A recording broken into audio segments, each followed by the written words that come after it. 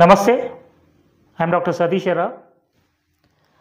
ఒక 40 ఏళ్ల మహిళ, ఒక చదువుకున్న మహిళ, ఒక ప్రిన్సిపల్గా కాలేజీకి వ్యవహరిస్తున్న ఒక మహిళ డిప్రెషన్లో సూసైడల్ థాట్స్ రెగ్యులర్గా వస్తున్నప్పటికీ తన కుటుంబం కోసం నేను ఇంకా బ్రతికే ఉన్నాను అని నా దగ్గరికి వచ్చి ఒక 2-3 మినిట్స్ కంటిన్యూస్గా ఏడుస్తూ కూర్చుంది. అప్పుడు అమ్మ ఏం జరిగింది చెప్పండి అని అడిగినప్పుడు తన బాధను దిగమింగుతూ తను చెప్తున్న సమాధానం ఏంటంటే, సార్ నేను ఒక 25 ఇయర్స్ బ్యాక్ లవ్ మ్యారేజ్ చేసుకున్నాను. మా హస్బెండ్ పెళ్ళైన కొత్తలో ఎంత ప్రేమగా ఉండేవాడో ఇప్పుడు నన్ను అంత విరోధిలాగా చూస్తున్నాడు. పిల్లలు పుట్టిన తర్వాత గత 10 సంవత్సరాల నుంచి నాకు ఇష్టం లేకున్నా నేను తనతో ఉంటున్నాను, పిల్లల కోసం, పిల్లల భవిష్యత్తు కోసం. పెళ్లి చేసుకున్నప్పుడు నా మీద ఉన్న ప్రేమ ఇప్పుడు నాకు 42 సంవత్సరాలు వచ్చినందుకు ఆ ప్రేమ పోతుందా సార్? ఎలా పోతుందండి? సో తను ఏమంటుందంటే, నన్ను ఒక మనిషిలా ట్రీట్ చేయకపోయినా పర్లేదు, కానీ అసలు ఇంట్లో నన్ను ఒక పని మనిషి కంటే హీనంగా చూస్తున్నాడు. ఈ మధ్యలో గొడవైనప్పుడు నేను అడిగితే ఫ్రాంక్లీ చెప్పేస్తున్నాడు, నువ్వు నాకు పని మనిషిలానే. అవును, నాకు కూడా అదే అనిపిస్తుందాం సార్. ఈ మధ్యలో ఆలోచిస్తే నేను మార్నింగ్ 5 o'clock లేస్తాను, అన్నీ చేసి పెడతాను, కాలేజీకి వెళ్తాను, మళ్ళీ వస్తాను, పిల్లలకు ట్యూషన్లు చెప్పుకుంటాను, నైట్ మళ్ళీ 10-11 గంటలకు పడుకుంటాను, ఇంట్లో అత్తమామలకు చూసుకుంటాను, అన్నీ చేస్తాను. కానీ నేను కూడా ఒక మనిషినే కదా సార్, నాకు కొన్ని ఫీలింగ్స్ ఉంటాయి కదా. వాటితో తనకు సంబంధం లేదు. ఎప్పుడు సమాజం కోసం బ్రతుకుతాడు. సమాజంలో నా వైఫ్ ఒక మంచి ప్రొఫెసరు, లెక్చరర్ అని చెప్పుకుంటాడు. కానీ ఇంట్లో వచ్చిన తర్వాత ఏ చిన్న విషయం కూడా, చిన్న విషయం పక్కన పెట్టండి, ఎంత పెద్ద విషయం అయినా నాకు ఏది చెప్పడు. అసలు నాతో మాట్లాడడానికి కూడా అతను టైం ఉండట్లేదు. 24 గంటలు ఫోన్ చూస్తుంటాడు, లేకపోతే ఫ్రెండ్స్తో మాట్లాడుతుంటాడు. కానీ పక్కనున్న నాతో అసలు మాట్లాడడమే మానేశాడు. సార్ నేను ఇంకా మీకు సిగ్గు విప్పి చెప్పుకుంటున్నాను, కొన్ని విషయాలు చెప్పుకోవద్దు కానీ చెప్పుకుంటున్నాను. ఫిజికల్గా కూడా మేము కలిసి ఆల్మోస్ట్ 1.5 months అయిపోయింది. మాకు ఈ మధ్యలో గొడవ అయింది. గొడవ అయిన తర్వాత కూడా నేను నార్మల్లీ పలకరిస్తే కూడా తను పలకరిస్తాడు, అంతే, ఎవరో దూరపు రిలేషన్షిప్ లాగా. కానీ ఎటువంటి మనసులో ప్రేమ ఉన్నట్టుగా మాత్రం నాకు అనిపించట్లేదు. సో నేను చనిపోతున్నానండి, ఇంటర్నల్గా చాలా డిస్టర్బ్ అవుతున్నాను. నైట్ అంతా ఏడిస్తే మార్నింగ్ లేచే వరకు నా కళ్ళు ఉబ్బిపోతున్నాయి. అందరికీ నేను మళ్ళీ కాలేజీకి వెళ్ళిన తర్వాత కవర్ చేసుకుంటున్నాను, నా కళ్ళు వాపు రావడానికి ఎక్కువగా నిద్రపోయానని చెప్తున్నాను. సో ఇలా చెప్తున్నప్పుడు నా మనసులో నా భారం ఎక్కువైపోతుంది. అసలు ఎందుకు భారతదేశంలో ఒక మహిళ, ప్రతి ఒక్క మహిళ ఇంతేనా? లేదు నేను ఎక్కువ ఎక్స్పెక్ట్ చేస్తున్నాను మా హస్బెండ్ నుండి. నేనేం ఎక్స్పెక్ట్ చేయడం లేదండి. జస్ట్ తిన్నావా, పడుకున్నావా, ఎప్పుడైనా హెల్త్ బాగాలేకపోతే చూస్తే నీరసంగా అనిపిస్తే ఏమైంది, హెల్త్ ప్రాబ్లం ఉందా, అట్లీస్ట్ డాక్టర్ దగ్గరికి కూడా తీసుకుపోమని చెప్పట్లేదు, నేనే వెళ్తాను. కానీ అట్లీస్ట్ హెల్త్ బాగాలేదా అని అడగవచ్చు కదా. అసలు అడగడు.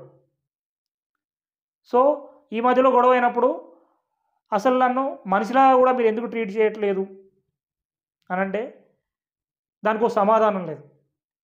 నన్ను ఒక పని మనిషిలాగా చూస్తున్నాడు. ఒకవేళ నైట్ అంతా ఏడ్చినా మార్నింగ్ లేచి దాని పని అది చేసుకుంటుంది అనే ఒక అజంప్షన్కి వచ్చేసాడు. సో సార్ అసలు నేను బ్రతకాలని కూడా నాకు అనిపించట్లేదు, ఏం చేయమంటారు నన్ను, దీనికి సొల్యూషన్ ఏంటి అని అడుగుతుంది. సో సగటు ప్రతి మహిళ నాకు తెలిసి నా దగ్గరకు వస్తున్న కేసెస్లో, నేను వింటున్న ప్రతి ఒక్క కేసులో నాకు అనిపిస్తుంది ఏంటంటే, ఒక 40 ఏళ్ళు దాటిన తర్వాత, 35 ఏళ్ళు దాటిన తర్వాత ఆ హస్బెండ్ అండ్ వైఫ్ మధ్యలో దూరం పెరిగిపోతున్నట్టుగా చూస్తున్నాం. దీనివల్ల ఫిమేల్స్లో చాలా రకాల హెల్త్ ఇష్యూస్ వస్తున్నాయి అండ్ క్యాన్సర్స్ కూడా వస్తున్నాయి. యుటరైన్ క్యాన్సర్స్ అంటాం, అంటే గర్భాశయ క్యాన్సర్. ఇది రావడానికి మేజర్ రీజన్ ఏంటంటే హస్బెండ్ అండ్ వైఫ్ మధ్యలో, ఇద్దరి మధ్యలో సరైన అవగాహన లేకపోవడం, ప్రేమ లేకపోవడం. దీనివల్ల ఫిమేల్స్ ఎక్కువగా ఆలోచిస్తూ ఉండడం వల్ల తనకు గర్భాశయంలో ఆటోమేటికల్లీ పాలిసిస్టిక్ ఓవేరియన్ డిసీజ్తో పాటు క్యాన్సరస్ సిస్టులు కూడా ఫామ్ అవుతున్నాయి. ఇదేదో తినడం వల్ల, తాగడం వల్ల కొన్ని వచ్చే ఉన్నప్పటికీ ఇలాంటి మానసిక సంఘర్షణలు రెగ్యులర్గా మీరు ఫేస్ చేస్తూ ఉంటే ఫిమేల్స్లో థైరాయిడ్స్ వస్తున్నాయి, క్యాన్సర్స్ వస్తున్నాయి. సో నా ఒక్క విన్నపం ఏంటంటే, ఇది చూస్తున్న వాళ్ళందరికీ నా విన్నపం ఏంటంటే, మీరు మగవాళ్ళు మన భారతీయ కల్చర్లో ఎవరైనా కానీ మీకు 40 ఏళ్ళు వచ్చాయి కాబట్టి మీరు భార్యతో ప్రేమగా ఉండొద్దని ఇక్కడ లేదండి. పిల్లల ముందు అలా స్ట్రిక్ట్గా ఉండాలని చెప్పేసి మెయింటైన్ చేయాల్సిన అవసరం కూడా లేదండి. మీ పిల్లలు మీ దగ్గర నుంచే నేర్చుకుంటారు. మీరు ఎలా వ్యవహరిస్తున్నారు అనేది పిల్లల వాళ్ళ మనసులో నాటుకుపోతుంది. సో మీరు వాళ్ళకు ఇప్పుడు మీ పిల్లలు ఒక బీటెక్ వచ్చారు, ఒక 10th క్లాస్ దాటిపోయారు అనుకోండి, వాళ్ళకు కూడా కొంచెం అవగాహన ఉంటుంది. హస్బెండ్ అండ్ వైఫ్ ఎలా ఉంటారు అనేది మీరు చూపించాలి వాళ్ళకి. సరే ఇప్పటివరకు మీరు చేసింది ఓకే, కానీ ఇప్పుడైనా అట్లీస్ట్ మీ పిల్లల ముందు గంభీరంగా ఉండడానికో, లేకపోతే మీరు తక్కువైపోతారనో, మీ వైఫ్స్తో మాట్లాడకపోవడం అనేది వాళ్ళ మనసులో ఒక చాలా డిప్రెషన్ స్టేట్లోకి వెళ్ళిపోతున్నారు. కాబట్టి అట్లీస్ట్ ప్రేమతో కాకపోయినా ఒక సాటి మనిషిని ఎలా అయితే మనం ట్రీట్ చేస్తామో అలా ట్రీట్ చేయండి, అట్లీస్ట్ మీకు ప్రేమ ఉన్నా లేకపోయినా. సో మగవాళ్ళు కొంచెం మీ ఈగోస్ని పక్కన పెట్టి, మనుషులు ఉన్నప్పుడేనండి, మనుషులు చనిపోయిన తర్వాత మీరు మాట్లాడదామన్నా ఎవరు ఉండరండి. గుర్తుపెట్టుకోండి. ఒక్కసారి వాళ్ళ మనసు విరిగిందంటే దానికి అతికించడం చాలా కష్టం. అప్పుడు మీరు ఎంత ప్రయత్నాలు చేసినా ఏమీ కాదు. ఒకవేళ తను డైవర్స్ తీసుకుంటే మీరేం చేస్తారు ఈ 45 ఏళ్ళు 50 ఏళ్ళ వయసులో? కాబట్టి నా విజ్ఞప్తి ఏంటంటే అందరికీ, బ్రతికున్నప్పుడే మన ప్రేమను చూపిద్దాం, చనిపోయిన తర్వాత చేసేదేం ఉండదు. సో మీరు మీ వైఫ్ కొంచెం హెల్త్ బాగాలేనప్పుడు తనకి హెల్ప్ చేయండి. తనతో అట్లీస్ట్ ఒక 5 to 10 minutes daily me phone పక్కన పెట్టి మాట్లాడడానికి ట్రై చేయండి. ఆ 5 to 10 minutes వాళ్లకు అదొక పెద్ద వరంలాగా భావిస్తారు. 5 to 10 minutes at least 5 to 10 minutes అయినా వాళ్ళతో గడపడానికి, హ్యాపీగా గడపడానికి ట్రై చేయండి.